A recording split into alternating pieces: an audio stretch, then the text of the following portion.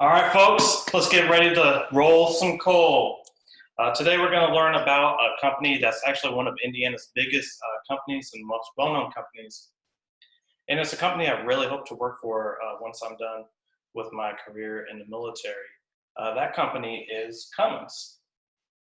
Cummins has a rich history from its foundation in the early 1900s to today.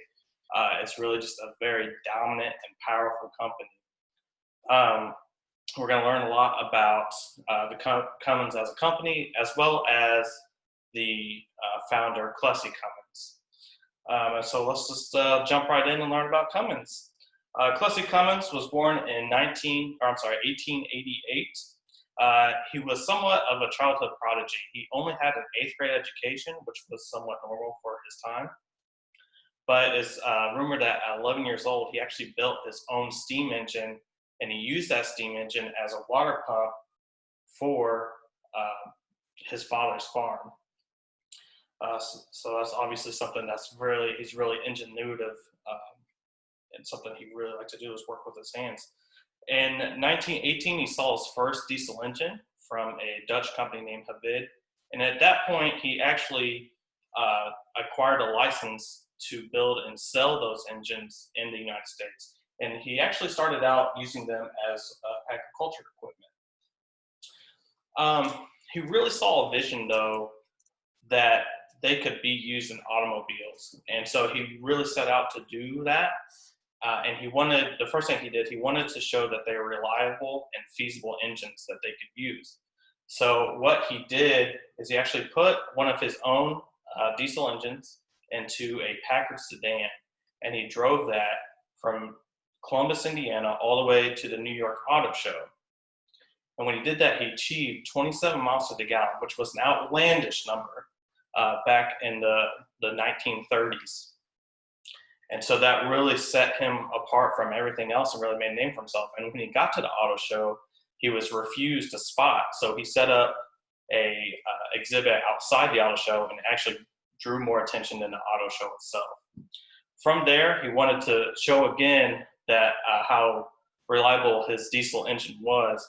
And so the following year, in 1931, he actually had a highway truck, basically a semi, and he drove that from New York all the way to Los Angeles.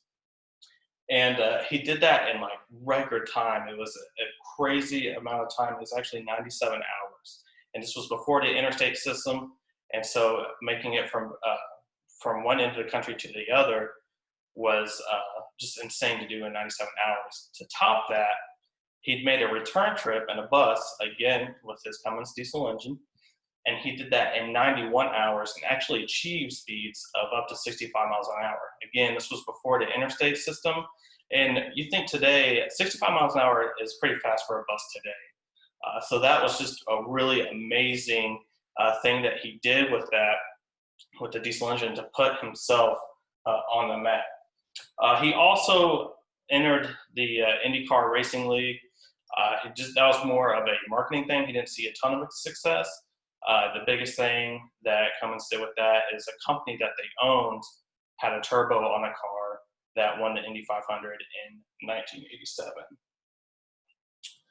But Cummins has really just been a dominant company, like I said, from its foundation.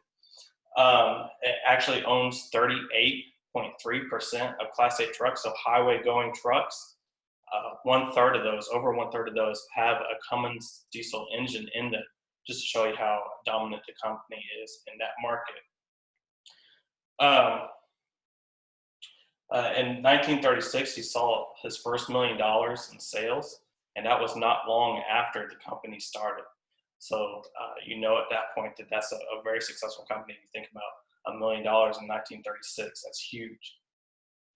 They partnered up with Dodge, the truck division, in 1987. And actually, this last year, they sold their 3 millionth truck with a Cummins diesel engine and a Dodge Ram with a Cummins diesel.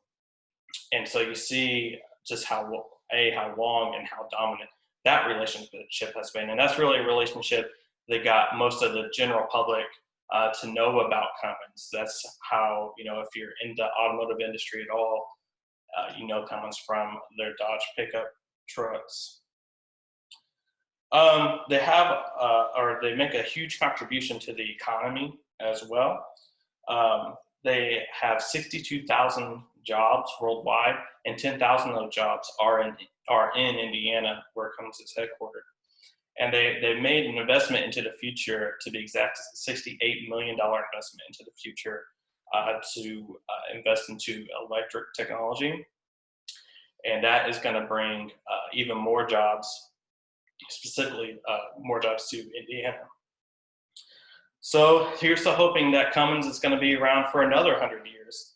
I hope that you learned a lot about Cummins today, and I hope that you saw its rich history. I hope you saw the prodigy that Clussy Cummins was, and the inventive mind that he had.